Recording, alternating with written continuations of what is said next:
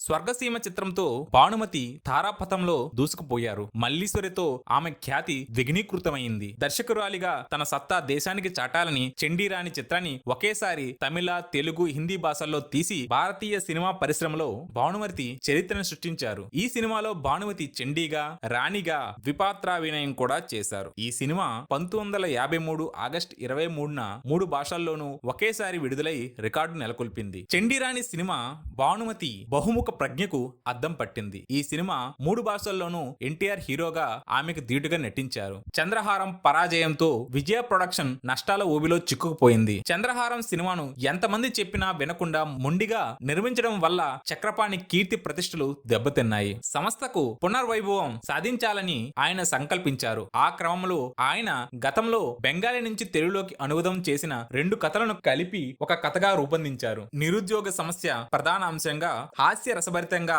చక్కటి కథా గమనంతో నడిచే ఆ చిత్రం మిస్సమ్మ. ఈ సినిమా కథ మొత్తం చిన్నతనంలో తప్పిపోయిన అమ్మాయి చుట్టూ తిరుగుతుంది. చిన్నప్పుడు మిస్ అయిన ఆ బాలికే పెద్దయ్యాక ఈ సినిమా కథానాయిక మిస్ అమ్మగా మారుతుంది. ఏఎన్ఆర్ ఈ చిత్రంలో ప్రయోగాత్మకంగా హాస్య పాత్రలో నటించారు. దేవదాసు లాంటి విషాద ప్రేమ కథలను నటించిన తరువాత అందరూ ఆయనను అదే తరహా సీరియస్ పాత్రలు చేయమని అడగడం మొదలుపెట్టారు. ఆ ఇమేజ్ చట్టంలో ఇరుక్కోకూడదని, తను అన్ని రకాల పాత్రలను పోషించగలనని నిరూపించడానికి ఆయన ఆ వేషం చక్రపాణి గారిని అడిగి మరీ వేశారు. భానుమతి ఈ సినిమాలో హీరోయిన్. అయితే 4 రీళ్ల చిత్రీకరణ జరిగిన తరువాత ఒక శుక్రవారం నాడు ఆమె షూటింగ్ కు ఆలస్యంగా వచ్చారు. ఆ రోజున వరలక్ష్మి వ్రతం కారణంగా ఆలస్యంగా వస్తానని ముందు రోజే ఆమె ఒక చీటీ పంపారు. అయితే ఆ చీటీ చక్రపాణి గారి బల్లపై ఉండిపోయింది. ఎవరూ దాన్ని చూడలేదు. భానుమతి ఆలస్యాన్ని చక్రపాణి నిలదీసి ప్రశ్నించారు. అలా ప్రశ్నించడం భానుమతికి సవ్వుగా తోచలేదు. క్షమాపణ చెప్పాలని కోరినప్పుడు ఏ తప్పు చేయకుండా తాను ఎందుకు క్షమాపణ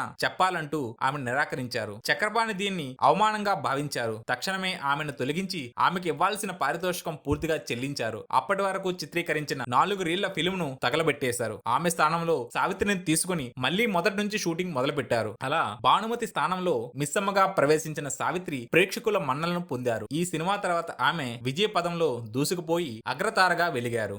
మిస్సమ్మ చిత్రంలో సంగీతానికి కూడా చక్రపాణి బాధ్యత వహించారు. సంగీత దర్శకులు రాజేశ్వరరావు గారికి ట్యూన్లు తృప్తి కలిగించలేదు. పాటలు పాడిన పి లీల ఈసారి పిక్చర్ కైనా కాస్త మంచి పాటలు పాడించండి అని చక్రపాణితో అన్నారు. కానీ సినిమా విడుదలైన తరువాత ఎవరి నోటు విన్నా మిస్సమ్మ పాటలే. మిస్సమ్మ కథ ఒక ప్రవాసనం. కానీ సంభాషణలోని ఆశయంతో, కథా గమనంలో చూపిన నైపుణ్యంతో ఒక సంఘటన తరువాత మరొకటి చకచకా జరిపించి ఈ సినిమాను జనారంజకంగా తీర్చిదిద్దిన ఘనత చక్రపాణిది. ఈ చిత్రంలో హాస్యరసాన్ని అందంగా, అమోఘంగా ఎన్టీఆర్ పండించగలరని మరోసారి రుజువు చేశారు. చక్కని పాటలు, మంచి సంగీతం, బలమైన కథాంశం, మనోరంజకమైన సన్నివేశాలు, వీటినన్నిటినీ మిశ్రమంగా ప్రేక్షకులు కనువిందు చేసిన మిస్సమ్మ లాంటి వినోదభరితమైన చిత్రాన్ని అప్పటి వరకు ఏ సంస్థ నిర్మించలేదనే చెప్పాలి అని నాగిరెడ్డి చెప్పారు.